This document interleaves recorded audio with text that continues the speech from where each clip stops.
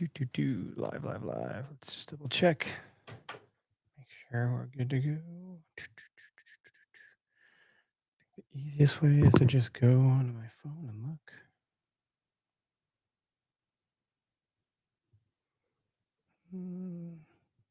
Yeah, okay, live, good. Sweet. Let's get started. This is the Okayest Hunter podcast.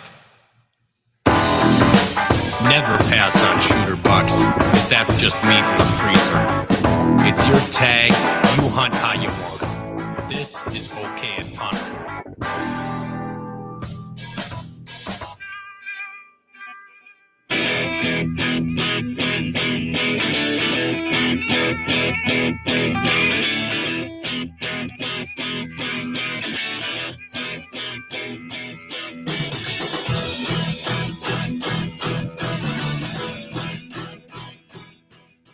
What's up, everybody? Welcome back to the Okayest Hunter podcast. Coming at you from Oconomowoc, Wisconsin today. And typically be a little bit of West Bend, a little bit of Lake Mills in the house, but Derek and Greg aren't here tonight, so it's me. But don't worry, it won't be me solo the whole time, because that would be a terrible episode, and I would beg you to just go find something else to listen to if that were the case. So I will be bringing our guest on shortly. We'll have Whitney Tramel on with us momentarily, but I figured I'd get through the housekeeping stuff early. Brought to you by Nosler. Be sure to check out nosler.com. and use code OHP for 20% off. I will say something that maybe I haven't promoted or talked about too much, because I'm not personally involved in brass reloading, but you can buy brass for reloading from Nosler. They have premium brass for all the different calibers that you would imagine you would need. So like that is something that you can get from those guys and use our discount code for, in addition to buying their trophy grade ammo, their Whitetail Country, their Varmageddon, everything else that they have, as well as their merch too, which I actually personally really like their merch quite a bit. It's really high quality, I think. So anyway, wanted to state that, make sure I get through that part.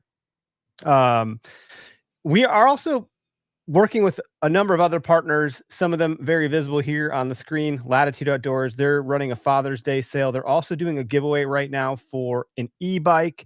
You got to head over to their website and look at the rules for entry. I think it's like what you would call like more of like a sweepstakes.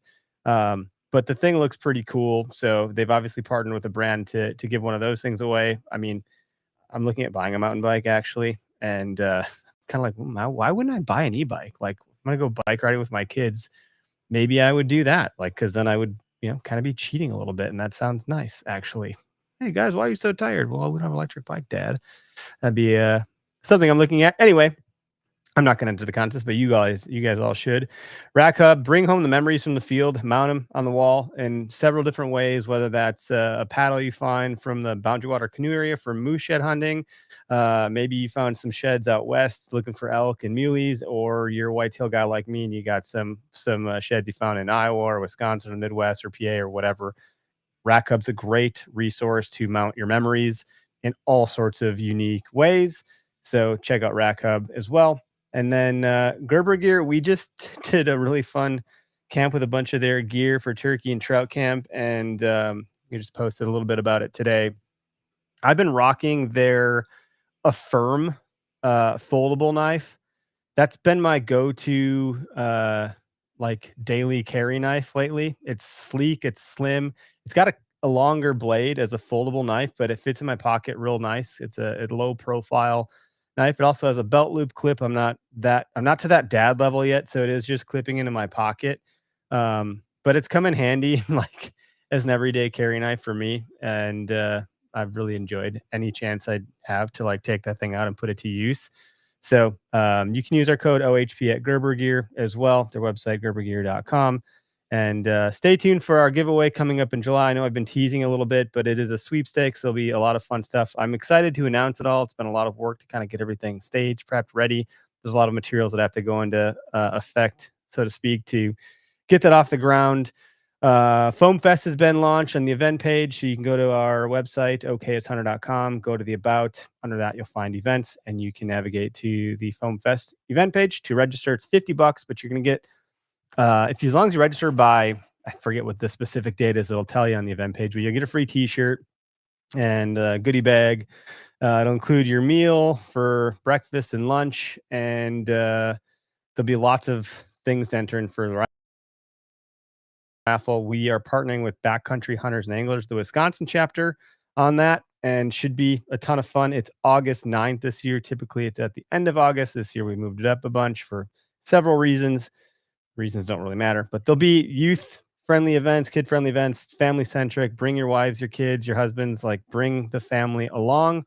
We're meant to bring our family into the woods with us. So I think we leave our significant others at home often enough that this is a great event to include them and incorporate them. So there's that. And then what was the last thing I want? Oh yeah, Father's Day. Father's Day sale is live on our website. You don't need a code. You don't need to do anything. You just go there, put the stuff in your cart, and the discount applies automatically. It's 20% off site wide now through Father's Day. We do have some fun Father's Day merch. We have like the dad bod shirt, and I think we ran out of koozies a long time ago, and for the life of me, cannot find another vendor to make the buffalo plaid fleece flannel koozies. It's been a nightmare to try to figure that out for some reason. So, you know anybody, let me know. It's been a real treat to find someone to do that. We haven't been able to do it. Our onesies are up for pre-order. They're coming this month, so you could put your pre-order for those. They did sell out in like a day at our trade show in March, so you might want to get those ahead of time if you know someone having a baby, or if you're having a baby, anyone's having a baby, buy a onesie. That's pretty cute, I will say. Okay, that's enough of my bullshit. So let's get on to the show here. I'm good. What's How up, are you? Whitney? I How was you doing? laughing at you said you weren't entering the Latitude giveaway for the free e-bike, and I Yeah. feel like I'm kind of reaching that point where like I can't. It's not really fair for me to enter giveaways either. But some of them are so good that I can't pass up on it. I'm like, oh, Yeah. crap. Like, I think if they pick my name up, they'd be like, what the hell, man? Like, no, you're not going to win this. We're going to pick another name. Like, I think it'd be bad. I Yeah, wouldn't. I I love never win anything. anyone that I've won recently. Everyone's like, Whitney, like, why did you do that? I'm like, I'm sorry.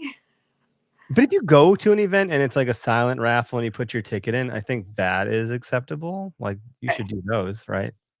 Yeah, I just entered an online silent raffle, and granted, it was one that I know about and have shared about, but like my odds are the same as everyone else's.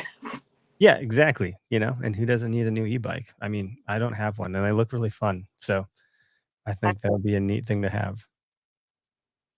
Um, Well, I- I've looked at those two for just being here out west, and I've not looked at the Latitude ones, but someone was telling me they're calling it like the off-brand one because it was like a third of the price of whatever popular one, the Baku one that everyone is using. And they got it for their wife, and I'm blanking on the brand of it, but they said it was significantly better. Sorry, Baku, than the one that they paid 3 times the price for. And I was like, that's good to know. there's a lot of them on the market. I don't know all the brands. Baku is a brand that I am aware of. Rambo, and there's like Quiet Cat. There's a few that were like the first ones Mm-hmm. that probably like emerged, and then now there's like a whole bunch of players just like, oh, we're gonna be an e-bike company too. So As it goes in the outdoors industry. yeah, exactly. Well, let's take a second. So you've called into the OKS Hunter podcast before, but for those that aren't aware or don't know, I'm excited to have you on because you are the host of the Wild Strength podcast, which you've had for some time, but for some reason you decided to join our band of misfits and join the OKS podcast network. And so now you're rolling with us. And yeah, talk about what the Wild Strength podcast is from your perspective, and also like who you are. You have too many like letters behind your name for me to make sense of it. So like if you could do that part, that would be really helpful for me as a host. Yeah, no, for sure. Someone else said that too, and I'm like, at this point, they've been there for so long, I don't even think about it. Yeah, I guess I'll tell a little bit about like what my background is, and then kind of lead into how the Wild Street podcast came about. But then I'll start with like becoming a part of the OKS Hunter Network. When I like first heard of it, it was through Elizabeth. She had the Onset podcast, and then I met Zach as well. And I was like, this describes me so well that whether or not I'm a part of it, like I love what you're doing and what you have going. I'm okay in all aspects of my life. So I think it's perfect. But anyways, my background and kind of schooling and education is in like exercise science, strength and conditioning. And I spent a number of years as a strength and conditioning coach. So the letters behind my name are just like my master's, and then certain certifications that are required for strength and conditioning coaches to have in our field in order to even just like get a job. Holy Uh, cow. Okay, that's good to know. yeah, yeah. And so I worked like a year with the collegiate level. I worked a year at the high school level, and then after that, I've worked mostly with military. So a little bit with special operations, with Air Force special warfare. Now I work a lot more with conventional military, just like big army, big military at large. Um, and my kind of passion for the outdoors, I've kind of been into the outdoors ever since I was young. Both my dad and my grandpa were hunters, but they both passed when I was really young. But I grew up fishing. Like we would catch catfish down in Texas. We'd fry it up for dinner. We'd have catfish and hush puppies, and like that was dinner a lot of nights. And then as I got older, I was always interested in hunting. Didn't really know how to get into it on my own until one day I was like, you know what, Whitney, like figure it out. I think COVID was really expedited that for me, like realizing that there might become a time where I can't get meat from the grocery store. So I've got to figure out how to get it on my own. And so that was kind of a big push for me to, I would just go in the bow shop and ask anyone and everyone, like, hey, how do I get into hunting? Where do I go? What do I need to do? And I'm a social butterfly, so I have no fear and no pride and ego because I've never hunted before. So I have no problem asking people for help. Um, then so I started in Texas. I moved out west to Colorado because you see the elk hunting, the mule deer hunting, and I was just fascinated by that. And that was kind of more what I wanted to chase. It's significantly harder than hunting whitetail in Texas. I found out really fast. But moved out Yeah, west there's to not that Colorado. much land unless you own it, right?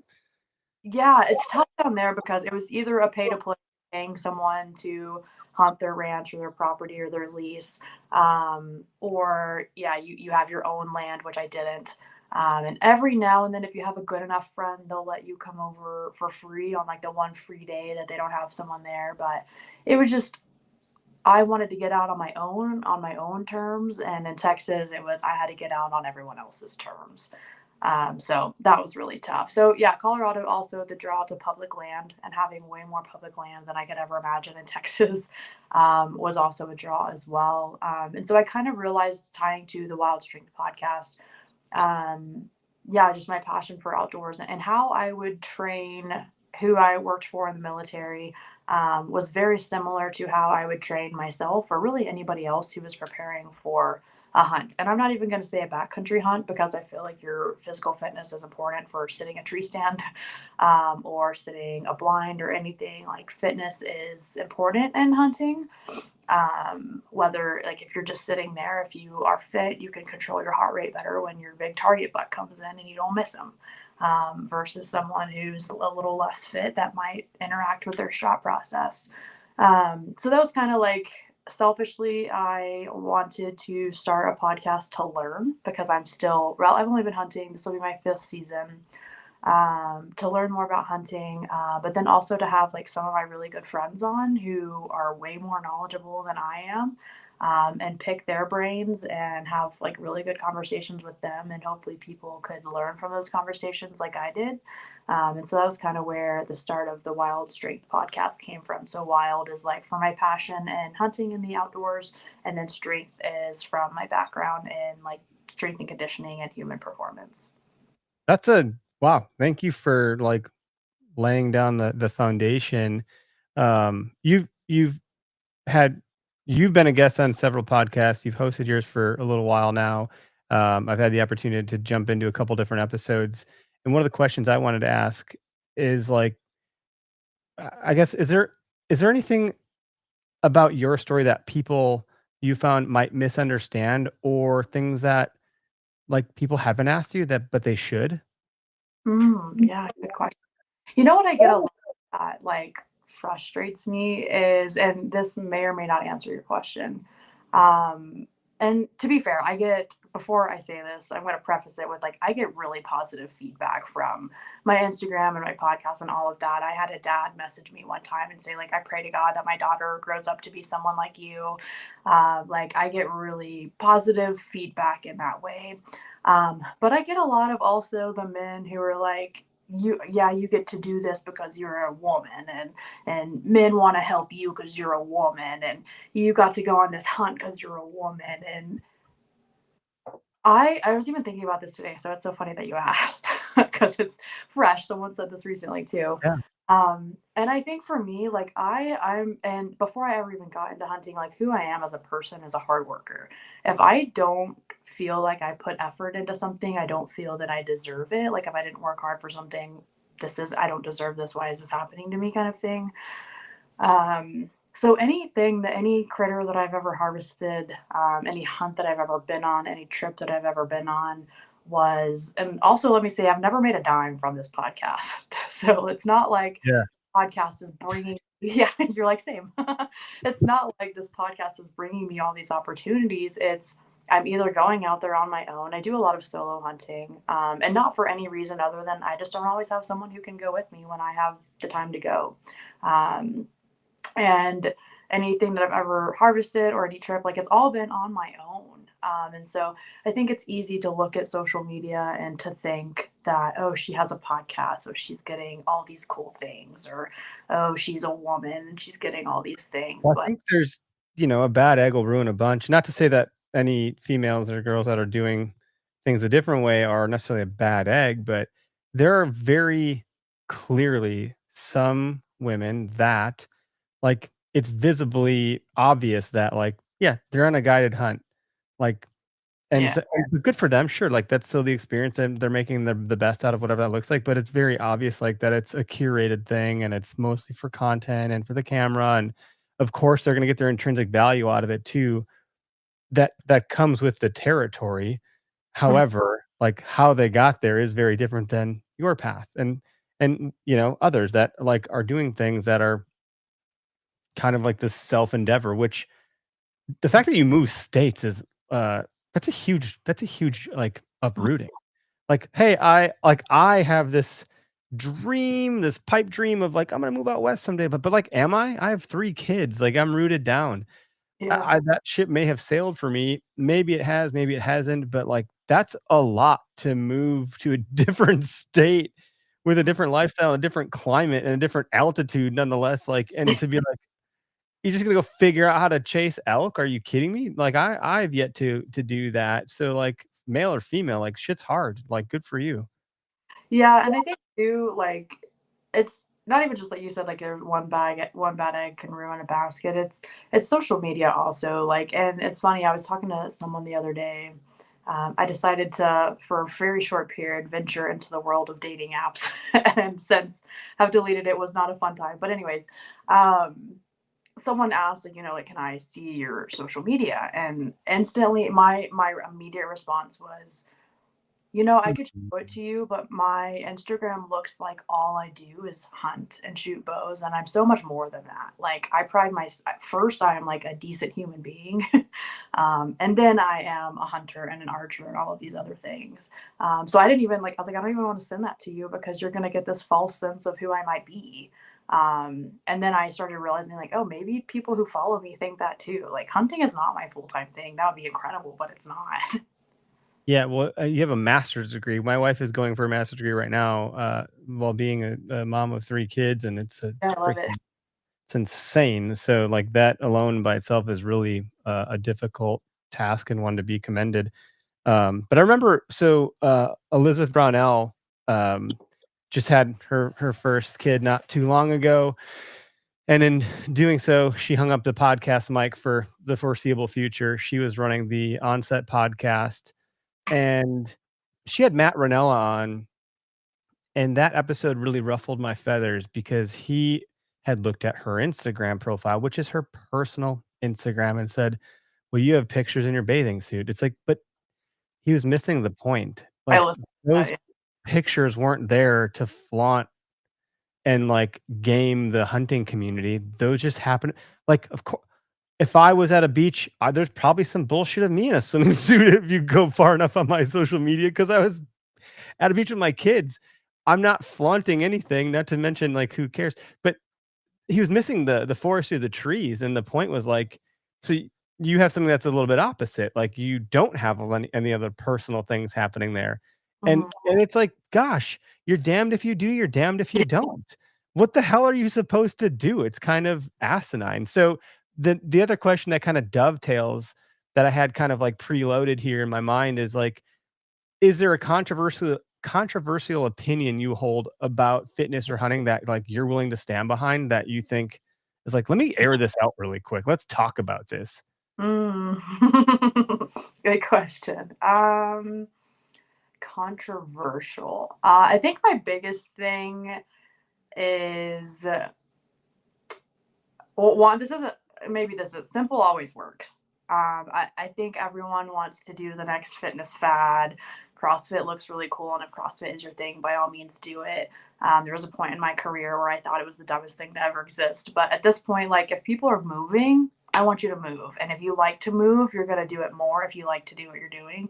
So if that's what you like, by all means do it. But simple always works. And I think the one thing that like grinds my gears because I see it all over like social media and specifically sometimes in like hunting and even in sport too, is like the concept of standing on a Bosu ball to get balance training to prepare you for like uneven terrain. Um, and I want to punch everyone that I see who is standing on a freaking Bosu ball. Now, there's a time and place for a Bosu ball, like if you're doing physical therapy and you're trying to like maybe strengthen like ankle musculature or whatever. But there's a couple of things that I think of. One, like there's even a research. I'm also doing my PhD. I'm a huge research nerd. There is a like research study that looked at like improving your balance. I think it was in like female soccer players, and they did like half the group did exercises on a Bosu ball and half the group did like different, like you're on flat ground but maybe it's like a single leg RDL or like some other things to test your balance where you're not both feet on the ground. And balance and stability increased more so in the girls soccer players who were doing the like on the ground single leg exercises than those who were doing stuff on a Bosu ball. And so when you think about it this way, like in sport, you get better at playing soccer by playing soccer. You get better at shooting your bow by shooting your bow. Now, there may be exercises you can do that can help make you a better soccer player. You can work on your strength, your stability, your agility, your stamina. There might be exercises you can do that help you build more stamina in shooting your bow. But if you just did those exercises and you never played soccer or you never shot your bow, you're never going to get better at those things. So same thing with the Bosu ball. Like if you're just training on a Bosu ball to gain balance and stability on uneven terrain, it's not really going to translate very well. Interesting. I don't know if you follow, have you, or have heard of, do you follow or have you heard of Jordan Syatt with Syatt Fitness? Mm-mm. Okay, I don't have anybody I enjoy more than him, probably as a human on social media, but also as like a fitness person, Uh-huh. whatever that means. I just put the link in the Facebook chat, I guess, but I'll send it to you as well. But very similar approach. Like, hey, if this is what you like and to move, then do that thing. Very distilled. He's able to take these huge ideas, concept things that people will like carve out as a single threaded, this is the only way, and he'll like just shred it into something that you're like, oh yeah, that makes a ton of sense, Yeah. Yeah. So if you haven't already heard of him, he was on our podcast a while ago, 2 years ago, which I thought was really neat. So how he came into the fold is I'm a big fan of Gary Vaynerchuk. I got to meet him in 2019. Jordan was Gary V's personal trainer for a couple of years. Oh, To the cool. tune of he literally flew with him everywhere. Like Gary's like, look, if you're going to be my personal trainer, you're just going to be with me 24/7, basically. So when I fly to this country, you're on the plane with me. And so clearly Jordan picked up a lot of good marketing prowess from Gary because his stuff is amazing. Gary lost a bunch of like weight and got pretty healthy by doing all the stuff that Jordan said. And in being Gary's guy, he amassed quite the following. I think his Instagram, I'll just check. I have it open on another tab. He's got 1 million followers. So when I talked to him, he probably had about 800,000, but he had lost like 100,000 followers basically overnight because he posted that he went hunting. So most of his audience they're not in the crowd at all. I think I So remember about this. yeah, I was just like, whoa, dude, what?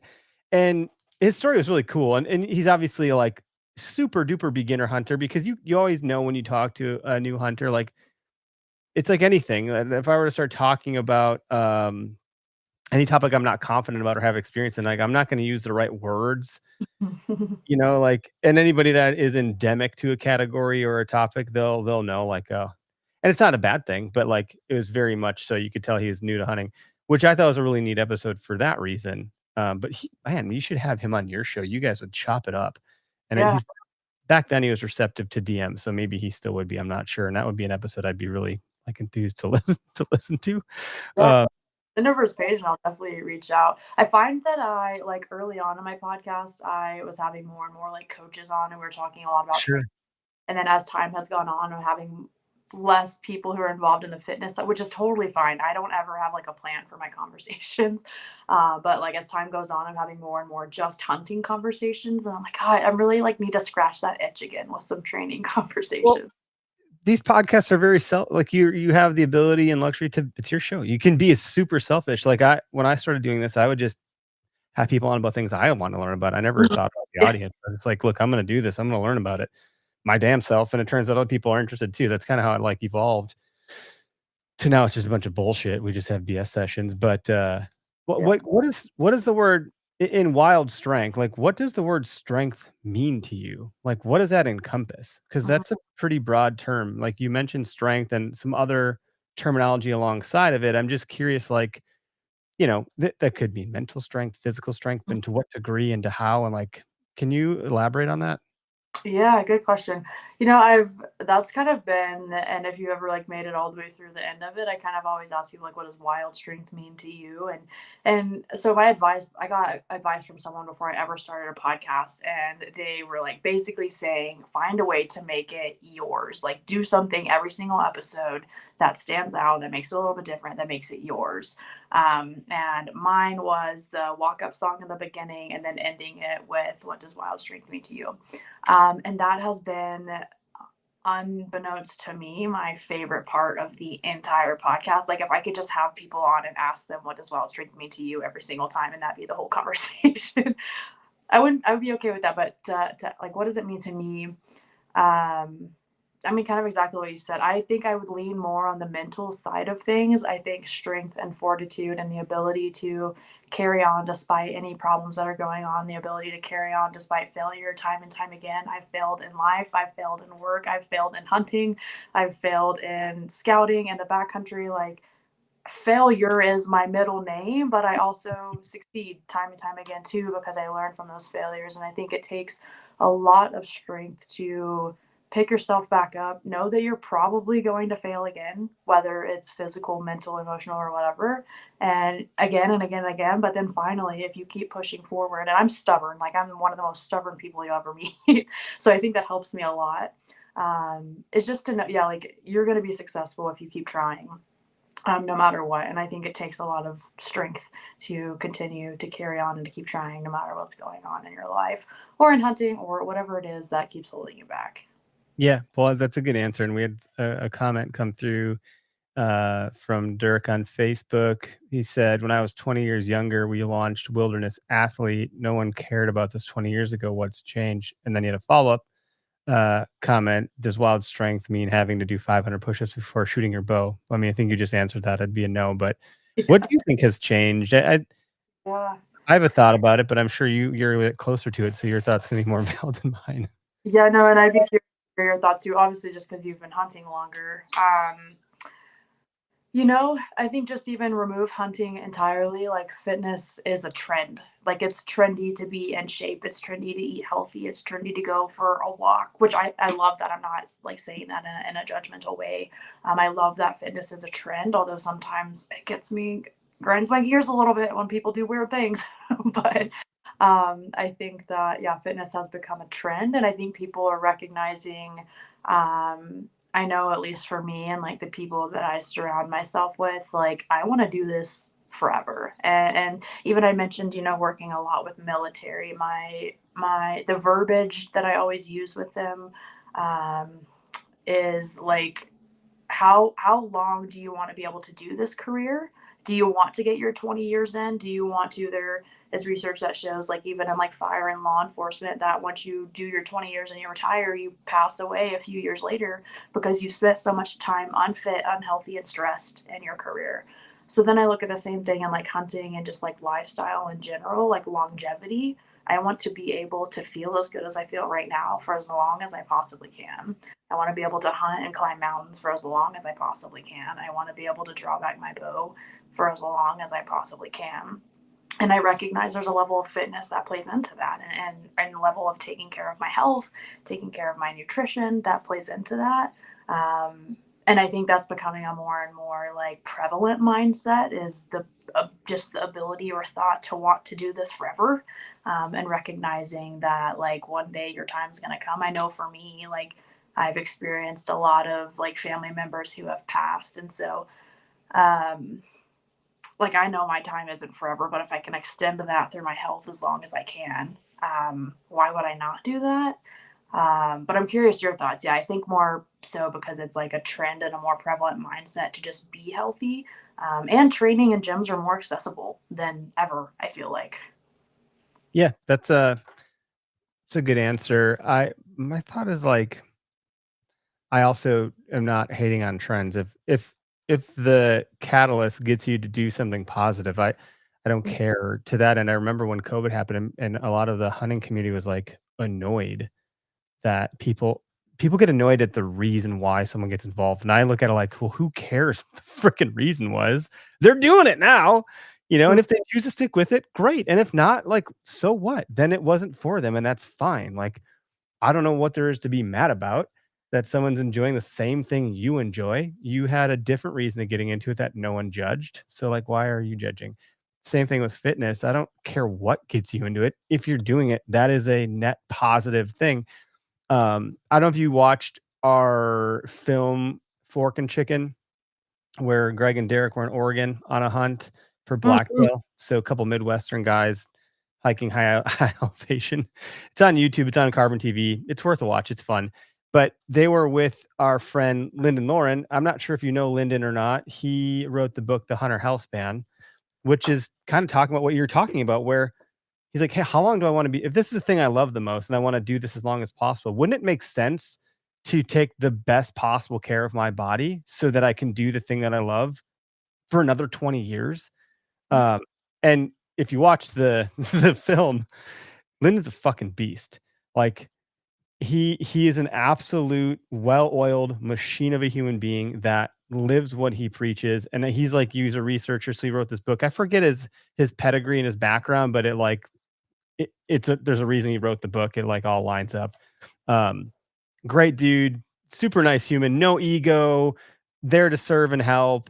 Very giving. Like, he offered for us to come out there and basically guided the hunt for our crew. But my thought is like, yeah, I don't know if maybe it's trendy. I think there's trends within the overall fitness. But I remember when Forrest Gump came out as a kid, and Yeah. that was depicting the trend of running when that started to happen. And if you ever read the book Shoe Dog by Phil Knight, like, you can find the point in time when, like, he founded, well, it was Blue Ribbon Sports until it became Nike when they IPO'd. But fascinating story about how, like, their shoes were right in lockstep, pun intended, with the trend of running. That's been happening this entire time. I have a very love-hate relationship with running, but I do it. At my feeble attempt to try to stave off the dad bod, because I'm not actually fit. I just am trying to not. I think of it like a river. If I'm trying to just stand in the river, like, I don't want to go with the current. But if I'm like swimming upstream, I'm not really getting where. But I'm also not going downstream and getting completely out of shape. Like, I'm doing something about it, and I'm not willing to go down the waterfall of shit life. So that's my Yeah, I like. think endurance strength is like a whole different level of like fitness and strength. Like, you see the things parent like holding like 3 kids or whatever anyone's doing, and it's definitely a whole level of strength that I don't have. Which also brings me to like, so when I like first was a coach and first like in college, I used to compete in powerlifting, and I If you're familiar with that at all, like you're strong in 3 lifts, you're strong in the bench, the squat, and the deadlift, and that's literally it. Mhm. You try to do anything else, and it's like, oh, this isn't squatting. I can't do this. Like I feel weak. So it's like been interesting too to like want to know that I want to feel good when I'm hiking in the mountains and doing anything. Like just being strong and those 3 lifts does not carry over very well to being able to climb a mountain. Like, there's a level of endurance that you have to have. There's a level of balance and agility and all these things. And I think, like, I think that the trendy term is, like, functional training, but to do, like, carrying, like, bending over and, like, picking up a kid all the time or carrying in, like, your groceries, like, doing functional real life things that are applying a little bit of load, like, to me, that's still some sort of fitness. Well, let's talk about that more because, like, I'll run not as I'm not as like I was every other day for like months on end at times. That is not the case right now because it's just with Holly being full time like master student, mom, work. There's all the stuff. This podcast, there's all the stuff to do all the time. So it's like I just kind of go when I can, and I try to make it a priority when it makes sense. But like I went running yesterday, for example, and I had to bring my boys with me. They're 3.5 and 5.5. So one's on a scooter because he doesn't know how to ride a bike real great yet, and the other's on a bike, so he's like a mile ahead of us seemingly, and the other one's on a scooter. He's 3, just scooting along. But my older kid stops on the bike. I almost trip on him. He stopped because he wanted to pick a flower that probably had a bee on it. And then the kid on the scooter, he's like at the tail end of this thing. He's like, I'm done, Dad. I'm like, what? You're like the literal Energizer Bunny. What do you mean you're done? So I'm carrying a scooter. Well, he's like trying to run. And I'm like, no, you got to get back on your scooter. You're not as fast as a gingerbread man. He's like, oh yeah, I am. And he like takes off again. So I'm like, okay, I can run a little bit longer here and get my height right back into the orange zone. And it's not the same as like when I didn't have to worry about this stuff.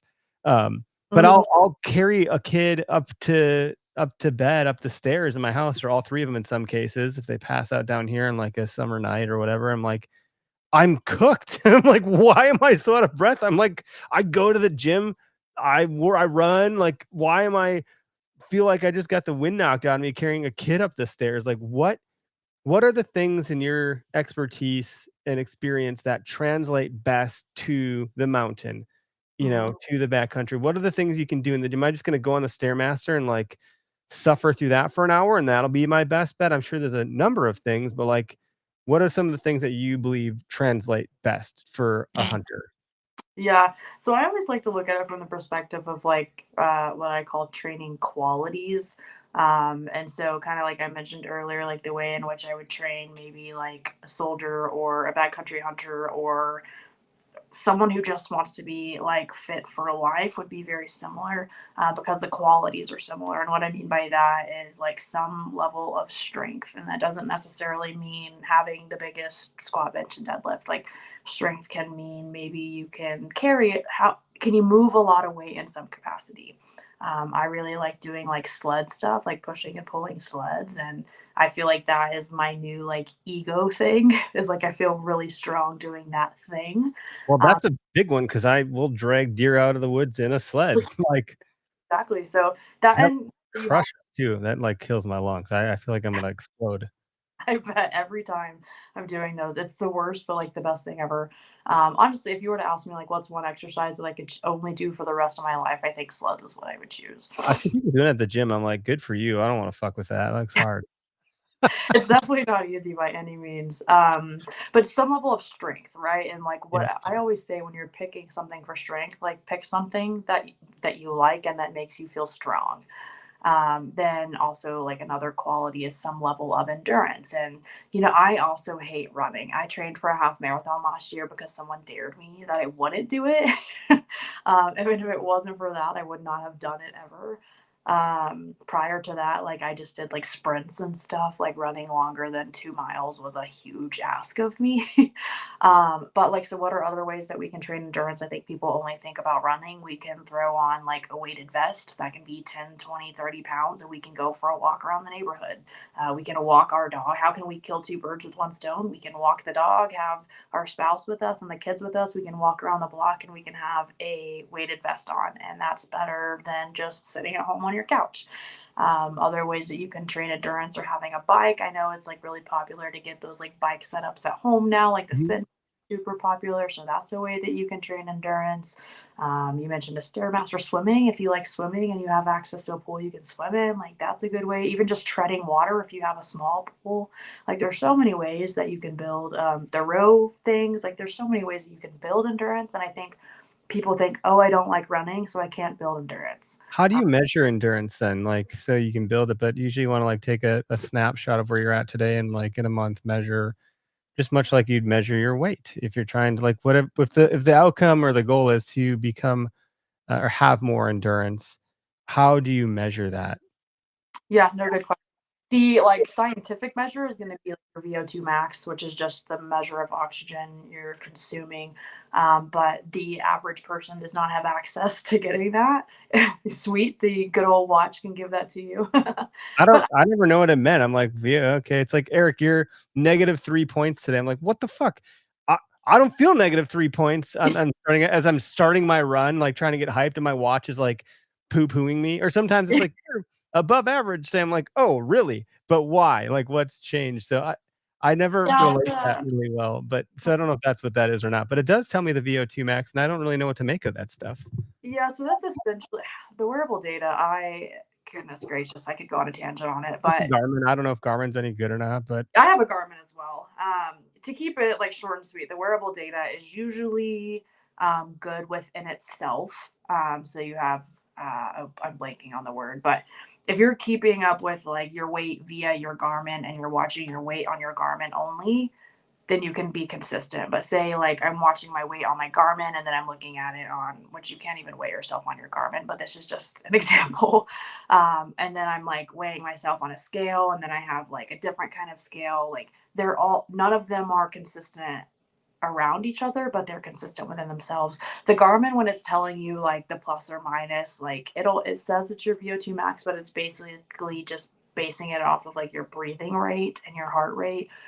So maybe it seems a little higher than normal, which means like you're probably underslept or underfed or some combination all there. the above for me. Yeah, a combination there. Why are you out here running? You're gonna die. And I always run on hot days, like just like suffering. I know it's kind of weird. Yeah, I mean, I'm the same. Like have you heard of Aura rings? OURA. I've heard of them. I don't. You'd have to explain to me in the audience what that is. Yeah, so it's basically a Garmin watch in a ring format. It gives you a lot of the same information, a lot of the same readouts, and it gives you a readiness score every single day. Hmm. It originally was created for sleep and sleep only, so it was like the best kind of sleep wearable that you could get, but it has since evolved to include pretty much everything a Garmin gives you. But I had to stop wearing it because I would wake up and I'd be like, man, I feel great today. And I would look at my readiness score and it would be like a 40. And I'm like, are you freaking kidding me? I feel amazing. So then instantly I would feel tired seeing that score. Or You the opposite would can happen. justify. You'd be like, look, my it says here that I need to rest. I had a stressful day. I'm like, of course I did. I worked myself on purpose. I think it needs to redefine what stress means. Like, Oh, yeah, for sure. I would agree. But yeah, so you were saying like how can you measure your endurance or whatever? I would say kind of just like the simplest way is pick a pace that works for you, whether you're actually tracking like a 10 or 12 or 8 minute mile pace. And then see like a good way to track is how long, maybe every month, maybe every week, push yourself to see how long you can hold that pace, and as that time gets longer and longer, you're building a little bit more endurance. Or just simply see, like maybe you want to, 30 minutes is all you ever have to run. You never have any longer to run than 30 minutes. Get that 30 minutes done at a 12-minute pace. And then as that starts to feel easy, let's see if I can get this 30-minute race or 30 minutes of running done at an 11:30 pace. Once that starts to feel easy, can I get 30 minutes done at an 11-minute pace? So different ways that you can go about doing it, but essentially, like I always say, the easiest way is if you're feeling better going longer or faster, push yourself a little bit more until you feel better again, and then challenge yourself more. and how much rest is sufficient between some of that stuff? So now, and I ask on the running. This is just running stuff, but Mhm. weightlifting too. Like I know I personally could do a lot better on the eating side of things. Like I know you can't outrun a bad diet, just like you can't out earn a bad budget. But like and maybe those things aren't completely true, but by and large, like I'm pretty sure they are. Yeah, for the most part. I what I'm trying to say here.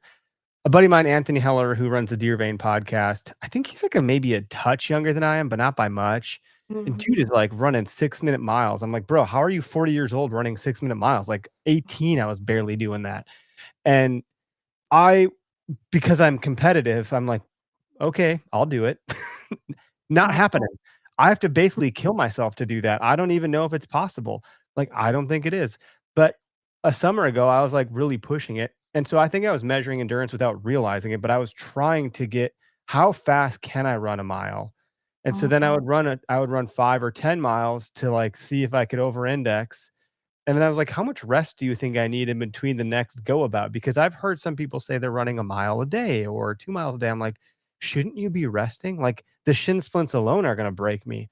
What are you talking about? Like, obviously, everybody is different. I'm also weightlifting, so I'm doing like 4 days in the gym a week. I have people that disagree with me, and I just don't know enough to care if this is right or wrong. I just am like, "Yeah, this works for me." So like, I don't Yeah. care if this is a bad idea, but I do back, chest, legs, abs, bis, tris, and then shoulders, abs. So like you shouldn't do the 2 biggest muscle groups in your body the same day. I'm like, well, I don't know. That's working for me, kind of. It works. I don't know. But like what's your goal? I'm like, my goal is to just feel strong. Like to your point about strength, that's my actual goal. And to be able to lift a kid and not have to feel like they're heavy. I want to just lift my kids and be a good dad. I want to be able to drag a deer without a lung collapsing. Like those are the goals that I have. So I don't know how much time is relevant between big tasks like a run, whether a long run or a fast run or heavy weights or whatever. Yeah, gosh, I hate this answer, but it depends. Kind of like you said, it's highly dependent on the individual. Is there like a rule of thumb to follow? Yep, like whatever. I guess mine is generally like, for example, when I was training for that half marathon, like I had talked to one of my other coaching friends who trains a lot of marathon runners, just to I kind of built out my own program, but I wanted to get some insight. And he ran 6 day a week running programs, and I'm like, I don't physically think that I can run 6 days a week. Going from running not at all to 6 days a week like was just not going to be a good option for me. And so like even going from someone who's never ran to wanting to push themselves like that, I started running like no times at all to twice a week, and it was just for like 30 minutes or until it felt intolerable. Then I did that for a couple weeks, then I went 3 times a week, and then I went 4 times a week. And once I hit 4 times a week, then I started playing around with, okay, I want to run intervals, I want to do sprints, I want to do long runs, I want to do like all the different things that go into training for like a marathon type stuff. But as far as recovery goes, like my general rule for running anyways, um, rule of thumb is as long as you don't have any shin splints, like if you have shin splints, like let those go away before you try to run again. Most people will just continue, most people being me, so don't feel bad if it's you too. Like, Yep. yeah, because it's like, yo, you have to stop for like 3 months. I'm like, what? But that's not something I'm gonna do. What do you mean? I can't just Yeah, and typically if you have to stop for 3 months, it's because you've continued to push despite having them anyways. Um, believe me, I know I've been there myself, and I've worked yeah. with people who've done the same thing. So if you start to feel any sort of discomfort, like I always just say, take a step back until that discomfort goes away. And then Yeah. once it does, kind of ease yourself back into it. The problem where you get shin splints from, where you get any sort of injuries from, is because people try to go too far too fast. So you go from not running at all to trying to run 5 miles a day, which is a very unrealistic goal. So I always just say ease into it. If you feel any sort of like pain, injury, whatever, stop until that goes away, and then pick up slowly. Once you've started to pick up into it, like you'll kind of feel what your body needs, right? Like once I hit 4 days a week, I knew that I couldn't push more than 4 days a week of running because that my body needed about that much time to recover. Yeah. Stress plus rest equals growth. I think that's the general recipe, and that could be in business and mental and physical and all that stuff. I just, man, I love running in the heat, and I'll just run. I only like running outside. So once winter comes, which is the majority of the time in this stupid state, it's like I don't run because treadmills are super boring. I can't really get there. Like, so I just like Mhm. looking at stuff when I'm running, and I'll just kind of like I will literally do the Forrest Gump thing. Like, well, I figured I might as well just keep running, so I'll turn left here instead of right, so I don't have to go back yet. Like, that's about like my running strategy, which I enjoy. I get a lot of quiet time to myself as a dad, so that's one way to get it. Unless I got my boys with me on scooters and bikes. But one of the questions I think I had was like going back to the podcast side of things, and like the topics you pull from. Were there any guests or conversations that like um, shifted your thinking since you started doing this stuff, the podcast specifically? Hmm. That shifted my thinking. You know, I've had some really earlier on, well, I guess kind of like in the middle of it, some really good conversations. I kind of mentioned like asking people like, what does wild strength mean to you? I think it's kind of brought a like mental health perspective to it, which I love. And so like I've had a really good conversations with and like specific like men's mental health, which shout out it's men's mental health Yeah, awareness. yeah. Men's mental health is something that I'm like super passionate about because I've worked with military and I've seen men just like degrade themselves and I've seen their mental health just like slowly deteriorate over time. So it's something that I'm super passionate about. And I've had some really good conversations about that where I think, you know, I consider myself like one of those people that people just open up to. And I don't know what it is about me, but people just like share their lives with me and I absolutely love it. So I've had quite a few people who I thought were maybe like very ego driven and hardcore and would never talk about their life, start talking about their life. And that always makes me really happy. But something that like I've definitely gotten, you know, like from people who've hunted way longer than I have, I've learned a lot from having those kind of people on. I had Zach on, and I've never done trapping ever in my life. So I just had all of the questions, and I learned so much from him and just like that hour long conversation. So, um, I think what changes my thinking or like what I learn the most is I'm just always blown away by like humans and the human experience and like the life experience and I love hearing stories from people. I love hearing about life from people. And I almost it never fails that I'll have most people are like, oh, what do we want to talk about? I'm like, I don't know. I'll figure it out as I go. And then I'll probably have like one question planned just in case like conversation's going poorly. And then I get to the end of it and I didn't even end up asking that question because I just like we got on a tangent and we started talking about so many other things. And I'm just always enamored by like humans. I think people are really cool. And so if I'm not won't necessarily think that anything's like changed my like perspective other than I just think that there's some really cool humans out there that don't quite get the light that they deserve. And so I hope that sometimes my podcast allows that. Yeah, usually if you get like one or two like comments or, DMs or take from people like if it's touched someone's life in a big way, then that's enough intrinsic value for me to keep doing this. Which is why honestly I have because we get a lot of that type of stuff, and it's like, Mhm. how can I not? If like we're putting light into the world, like that's that's good enough. Um, is there anything you're still trying to figure out for yourself when it comes to strength in the outdoors and hunting? Like where are you at on your own journey?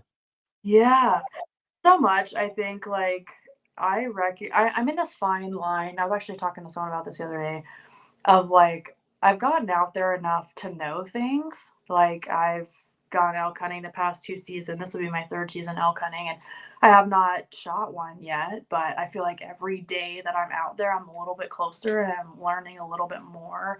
Um, but I also, if someone wants to ask me a question, I'm like, oh, I don't know anything. Like I don't have anything to offer. I can't answer your question because I don't know anything. When it's like I've been out there learning, like I know things. Why am I not giving myself credit because I know things? So I think like just figuring out, I'm still figuring out like the point system in all the states. Like that is a whole mess of itself. Like trying because I try to hunt more states than just the one that I live in, and so figuring all that out. Um, yeah, I think I kind of went on like if you were to ask me about hunting mule deer, I know nothing because I put so much effort into hunting elk that I haven't gotten the opportunity to hunt mule deer yet. I'm definitely one of those people, like, I'm gonna put horse blinders on and I'm gonna go all in on one thing, and then when I figure that thing out, I'll try something else.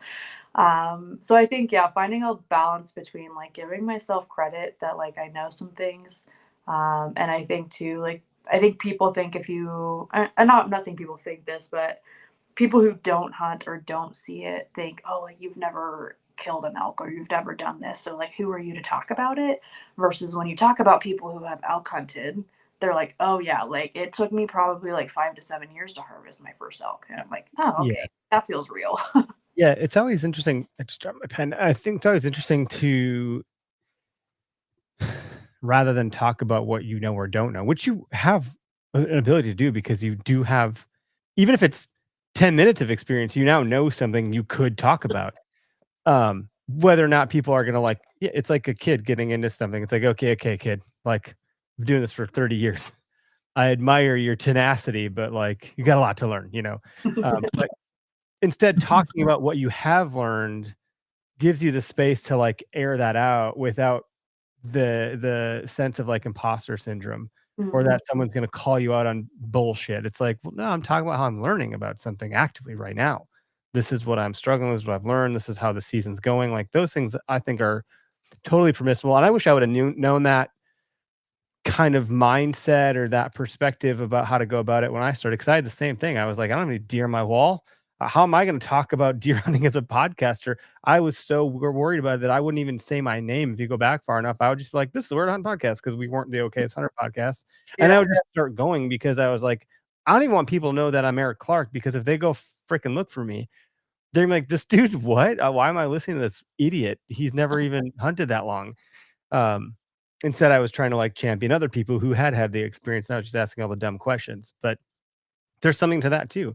So it's all very interesting. What was the other? I had oh yeah, the identity side of things. You'd mentioned somewhere along the way. Like I've written a couple articles about how having your identity attached to external things isn't a good idea. And the article that I've written, like or wrote, has gone into detail about that. But like I think that's a big human nature thing. Like I and it dawned on me when I went to get rid of my truck to take a step back because like single income living is hard. And I was like, do I really need this thing? And so I got rid of my truck and I was like, oh God, I didn't realize how much my identity was tied to this stupid vehicle because like I'm a deer hunter. I should have a truck. And if I don't, what does that say about me? It can also be like a very masculine thing. Like you don't have a truck. What are you, some kind of Sally? You know, like it tripped me up for a second because I'm like trying to be very stoic and I, read the Daily Stoic every day. And I, I'm like, what the hell was that all about? Like, I can't believe I was wrangling with that. But hunting is one of those things where we attach our identity to hunting, which is why if someone who's a non-hunter says something about it, our defenses go up instantly. It's fight or flight because our literal identity is being attacked and coming into question. If you're Mhm. attacking hunting, you're attacking my identity. How has your identity changed in your viewpoint of yourself since you started hunting and doing a hunting podcast, hunting centric podcast? Have you noticed that like when I became a dad, I was like, if I was a dude, now I have a kid, now I'm a dad. Like those things though happened in an instant. It took time for me to absorb the new identity and to live that life. I don't Mhm. know if you've noticed that with what you're doing. Yeah, no, that's a really good question. This is also a topic that I am like really passionate about and I love because both in athletes and in military, law enforcement, fire, like their identity is their job, or in athletes, their identity is their sport. And then the second they retire or the second that sport is taken away from They them, lose it. they don't know who they are anymore. And that's when they end up going down this like downward spiral.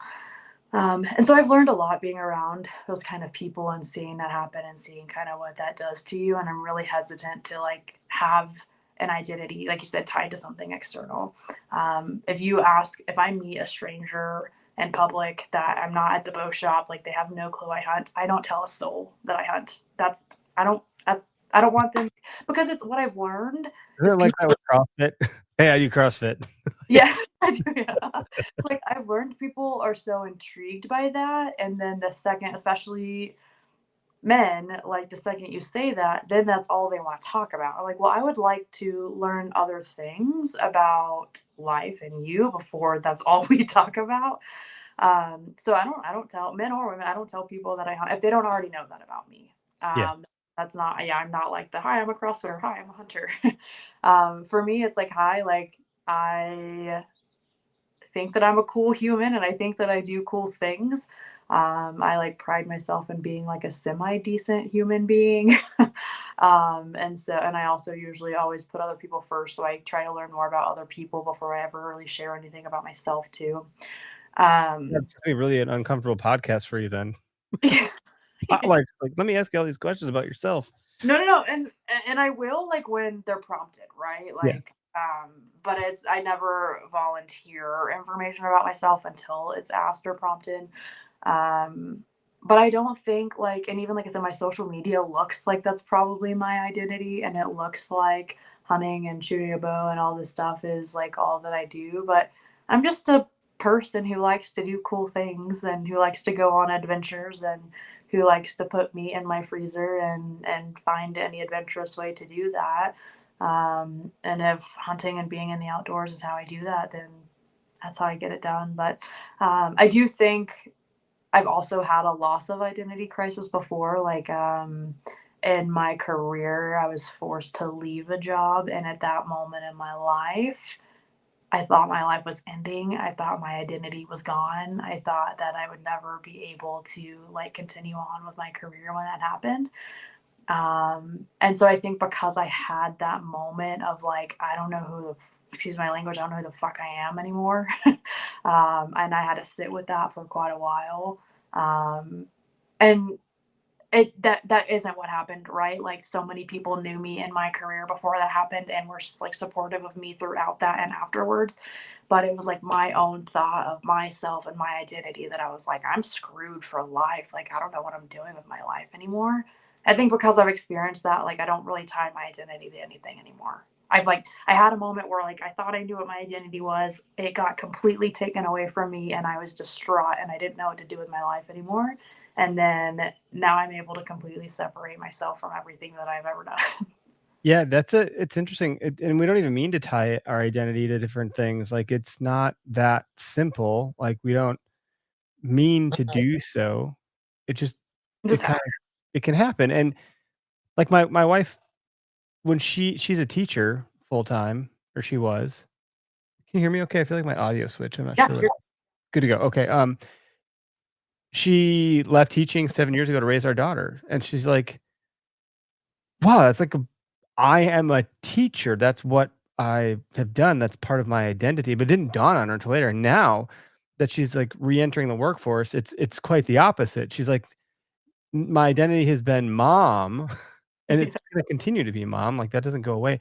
But now yeah, she's re-entering and she's like, "Now I'm gonna become a counselor." And it's like, uh, man, the whiplash here is like palpable in how it's just crazy. And it even extends even to simple things like, I mean, as far as I read a lot of books, so one of the books I read about communications, like, even if someone, like, tells me don't do that thing, my wife would say I have oppositional defiant disorder. Maybe she's right. I don't know. That's like an entrepreneurial thing, I suppose. But just in telling me not to do something is a bit of an attack on autonomy, which is identity. And so we can get like defensive about the dumbest stuff as human beings. And a lot of how we navigate the okayest hunter as a brand and how we carry ourselves on social media and how we engage with others, we always try to think about the human on the other side of the keyboard and not fight fire with fire, because like as soon as you do that, defenses go up and we're not going to have a productive conversation. Like the first word should be a breath and just taking a moment to like level set yourself before you say some shit that you don't need to. Like if you could go for a walk before you got into any sort of heated debate, like that would probably be a really good way to start any conversation, because it wouldn't be a heated debate anymore. It'd be a cooled off debate. yeah. You'd bypass that fight or flight bullshit. And yeah, so it's a fun topic, but as hunters, like we're a visceral, disagreeable bunch of folks, and we hunter being a hunter, that is part of my identity. Oh, for Like sure. Yeah. it if it ever got taken away, I would lose a piece of myself. So as much as I say don't tie it your identity to external things, like that one's a tough one. And I try to tie it to internal, intrinsic things like just being a good person, like you mentioned. Like, how can I give before I receive? So I have this stupid tattoo on my wrist because I want to give more than I take. Yeah. And I need that reminder because human beings are selfish. So it's fascinating stuff, really. I think But that's yeah, and I'm not gonna negate the fact that, like, it is a part of who I am. And I did a podcast, I think it was maybe the last one that I put out with, my buddy named Guy, and we talked a lot about how hunting has, like, changed who we are as humans. And I think when something has that kind of impact on your life, whether it's a part of your identity or just like a part of yourself and human being, like just being in the outdoors has been incredible for like my mental health and my physical health and all of that, and it has changed who I am as a human being 100%. But I definitely don't try to be like the hi I hunt. yeah, Like, because the opposite is like, I'm a hunter. It's like yeah. it's the memes that I see and I have seen for like a decade of like nobody. And then Mhm. and then like hunters, you know, I would hate to live in the city or like, yeah, but no one fucking asked. Like, what? Why are you on the defense? Like, nothing's even happening. No one said anything. Chill out. Yeah. You know, like it, it's okay. We're not coming after it's okay. Like that kind of mentality is that like you're putting that forth all on your own kind of thing versus, yeah, if Yeah. someone asked me, of course. So I had this happen. I used to be when I was like, younger in my career, I worked for like a marketing company and we had to wear ties and shit like to work. And I think I had like all sorts of colorful ties because I don't really give a shit. I was like, it was fun for me as a young man. So I had like a pink tie and all sorts of stuff like that. And I remember one of the guys that I worked with when I was like, I'm going to deer camp this weekend. He's like, you hunt? He's like, bro, you wear a fucking pink tie. What do you mean you hunt? You don't fit the stereotype. I was like, I can wear a pink tie and still freaking go slay deer or try to. What are you talking about? Like Yeah. it was that was the identity thing. Like, no, you're this dude, not this dude. That doesn't make sense, you know? Uh, I think that's something that like women struggle a lot with too. And I've talked a little bit to Elizabeth about this like a while ago. Is like I think because I've worked a male dominated field with a male dominated population, and then obviously hunting and archery and shooting is like a male dominated hobby.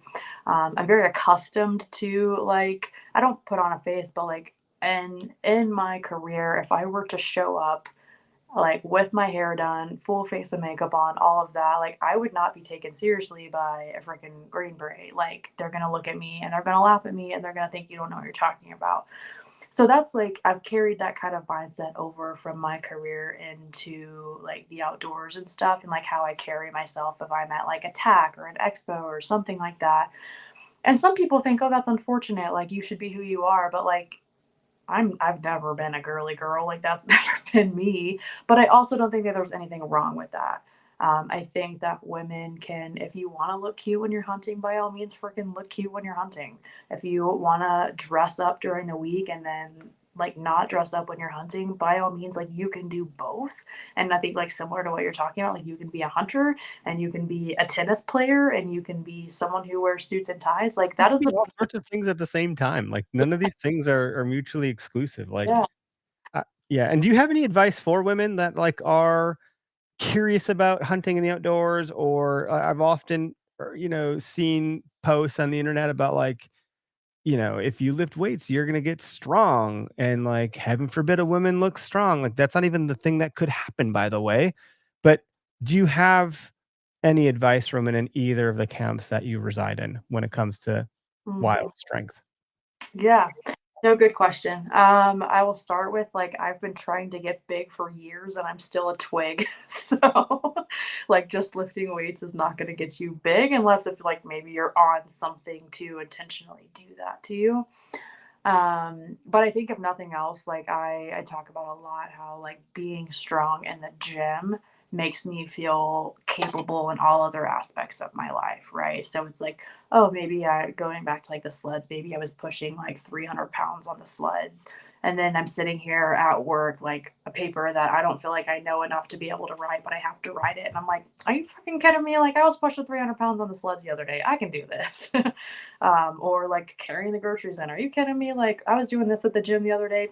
I got this, no big deal. Or I can climb this mountain. I was doing this. So I think if nothing else, to go and as a woman, and for men too, to go into a gym or to do something physical that challenges you, um, will carry over into all other aspects of your life and will make you feel more capable in all other aspects of your life. So I think that's really big. And then as far as women getting into hunting, it's tough because I find like a lot of women are getting into it, like they want to get into it because their husband does or their spouse doesn't. And I think that's incredible. Like I think that's a good way to go and spend more time with your spouse or your partner or whomever.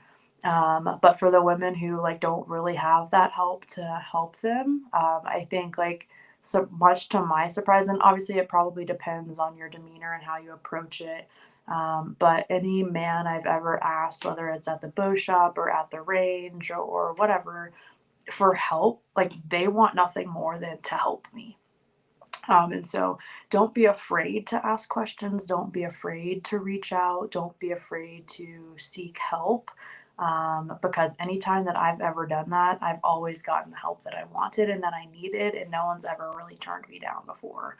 And I think, like, as a woman, it can be intimidating to go up to a man and ask for help. But also, there are so many women that I find on social media who know a lot more too. And if you're not comfortable reaching out to a man, find a woman who you feel like you really vibe with. And like you said, some of them, there's bad eggs in every basket. But there are some women out there who are kicking ass, who are genuine, who are doing the dang thing. And I'm sure that they would also be more than glad to help. And I'm also open to answer questions too. And if I don't have an answer, I would send you to someone who Yeah, who does are have some one. folks off the top of your head, if you can, that you'd recommend some gals follow, whether men or women, that you think are just good people to follow on social or good channels or whatever? Good question. I'm going to start with Elizabeth because she's a good friend of mine, but like we started hunting about the same time for similar reasons. And I think it's really cool to connect with someone who also hasn't been doing it all their life. Like not that there brings any different challenges, but someone who's maybe been doing it all their life doesn't know like what's up to date with getting a new bow or new equipment or something like that. Like maybe they've had the same gear for forever. So I think she's a really good person to reach out to. Geez, there's so many people that I follow. Tana Grenda, she and her husband are in Alaska, and I actually just did a podcast with her. They've built like basically they live like 3 hours from society and they're building their own home. They're building a hangar. Both of them are pilots or were pilots at one point in their life. And Tana is the sweetest person I've ever met. She's one of those people who has like thousands of followers. And I remember reaching out to her for the first time thinking like, this is a cold reach out. I'm not going to get a response. And she responded right away and was more than glad to answer any questions that I had, to talk to me. And so Tana Grenda, I think, is a really good person to follow. And just I'm inspired by her life, but she's super sweet and responds to a lot of stuff too. Um, Laura, I'm blanking on her last name. But her Instagram handle for a long time was the Oh, Dickless yeah. Hunter. Um, yeah, and then she ended up changing it because she wanted to work with kids, and a lot of these kids were like, that's probably not smart. She's one of those who really gets out there too. Her and her husband, I believe they're in Idaho, but she's big into fishing, catches bigger fish than any man I've ever seen on social media. She's super cool, and there's so many that I could probably name off. But I'm really, and not that this should matter, but I'm really picky about who I will follow on social media, just because unfortunately you find yourself on it, and I don't want to be like taking in stuff that I don't like or makes me think negative thoughts or whatever. So there's quite a few women that I follow that I'm like, you That's guys are cool. pretty That's cool. And freaking hopefully cool. Elizabeth had nothing but terrible things to say about our network. Absolutely She terrible took such a things. risk. I mean, I don't know what I call it, but she was the first one outside of our 4 walls that reached out to join. I was like, Elizabeth, I'm gonna be honest, like, I don't really know how to handle this yet. Like, you Yeah. can be a guinea pig if that's cool with you, and it all worked out, for a good time. She had a good run, so I'm glad that you guys are friends. That's pretty cool. Yeah, I think I don't even remember how I met her. She had good things to say about Um, you too, by the way, 'cause, we try to vet people, so yeah, yeah, I think it was on, like, maybe social media, and then when I kinda, like, jumped ship, I talked about just, like, moving out here. I kinda, like, packed up I had a RAV4 at the time, and I packed it up, and, like, whatever didn't fit went, and whatever fit came with me. And I left Texas, and I was in North Carolina for about a month. I had a friend that was living there at the time. And then I went up to Virginia for about 2 months and stayed with a friend there, came back to Texas, and then ended up in Colorado. But when I was in Virginia for a couple months, we had connected prior to me being out there on social media. And I was like, hey, I'm here like probably until this date, maybe shorter, maybe longer. I don't know, haven't decided yet. But not sure where you're at in Virginia. I'd love to meet up. And we met up and we went shed oh, hunting one time. We went shad one time. And then I think I've seen her maybe once since then. But yeah, I think that as much as I say I hate social media, I've met some really cool people from it. And so it's been a blessing yeah. in Things are that, what you make of it. yes. The dating app thing, I met my wife on a dating app, so, like, it worked for us. I don't know how I don't yeah, it's pretty interesting how that all unfolded because it was before they were, like, had mass adoption, and so we were kinda like, "Yeah, we met on a dating app," like, because it still felt weird back then. So, Yeah. Now like everyone meets on nowadays, a I'm dating sure app. that's, like, probably more the norm. I don't even know where you'd meet people anymore. What a jeez, I feel bad that you're in that pool. I couldn't That's a sad lie. no, I don't even wanna know what goes on in those things. Oh gosh. So, no wonder you probably got off. Yeah, well, like, it lasted a very short period of time because I was like, this isn't it." And I'm a social person, so Yeah. I go out and I have no problem meeting people. The problem is that I travel so much, so I'm, like, meeting people nowhere near where I live. So Yeah, it's like that's interesting. That'd be tricky. Yeah. Well, I appreciate you, like, randomly agreeing to jump on tonight. We were chatting. We have, the OKS Podcast Network has a chat group, and so when I figured out that Greg and Derek weren't gonna make it tonight, I jumped to y'all first as my first, like, "Let's see if I can get another podcaster on." Before I ask some other Mhm. people outside of that, and you had raised your hand, so I was like, "Oh, I don't think we've had you on yet," which we should have done, so, like, bad on me for not having this conversation and episode sooner, but really glad that you were able to jump in and help out, so you kinda saved my butt tonight, I appreciate it. Yeah, not a problem at all. Glad to be on, and, yeah, I was like, I think I saw your original message and I was like, "Oh, someone else is definitely gonna hop on." And then 2 people said they couldn't. And I was like, "Okay, actually, I'm gonna do this because I kinda want to." And I love podcasting with other podcasters, because just the conversation goes so much Yeah, the smoother. energy is Um, effortless. You get a certain guest on, and you gotta, like some guests are easier than others as a host to, like, extract from, like, you'll ask an open-ended question, and somehow they'll make it a closed-ended question, like, "How did you even fucking do I that?" do that. I've had some that were rough, and I was like, You're working real hard on those ones. Like, people don't realize it's like a duck on water. Your feet are just going like this as you're trying to look cool, like, "Damn it." I'm like, how do I get this person to talk?" oh my god, it's tough. I had a handful of those, but then I'll go back and listen to those, and they don't sound nearly as bad as they were while I was recording it, and I'm Everyone's like, like, "Oh, it sounded great." I'm like, "You have no idea how hard I worked to make it sound that good."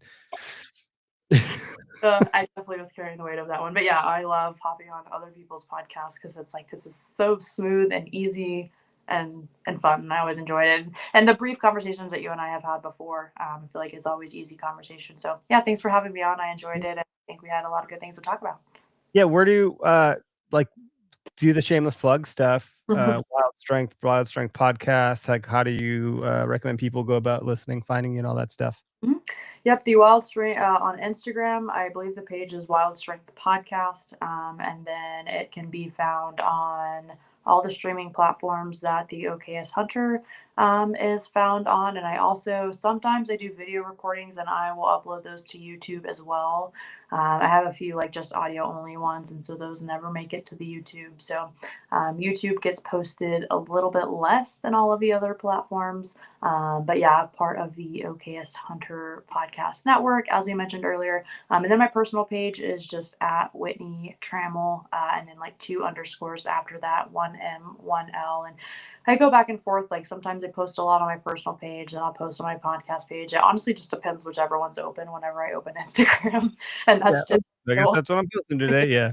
that's generally the one that I post to or that I'm on. But you can find me there as well. And I try to be, if you have any questions, I try to be as responsive as I can, because I know, like I said, anytime that I've ever reached out to someone, and it's always just nice to know that people are willing to respond and help, no matter how I don't consider myself big at all. But no matter like how big or small they are, if they're willing to help, I always appreciate that. So I definitely try to respond as much as I can, and help as much as I can. Yeah, same. Well, that's again, thank you so much. And everybody that tuned in, hopefully you got something out of this episode this week. And we'll be back next week. We do have a guest in studio. I think minimum Derek, and the guest will be here. I'm not sure about Tubbs yet. We'll find out more soon, but we'll be back next week doing what we do. And we'll be inching closer to our July giveaway sweepstakes thing that we're doing. Don't forget to take the 20% off for Father's Day on our website on all of our merch. Looks like even while I was recording this, a couple people put in some orders. So that's pretty neat. Appreciate everybody. Have a great week. We'll be back soon.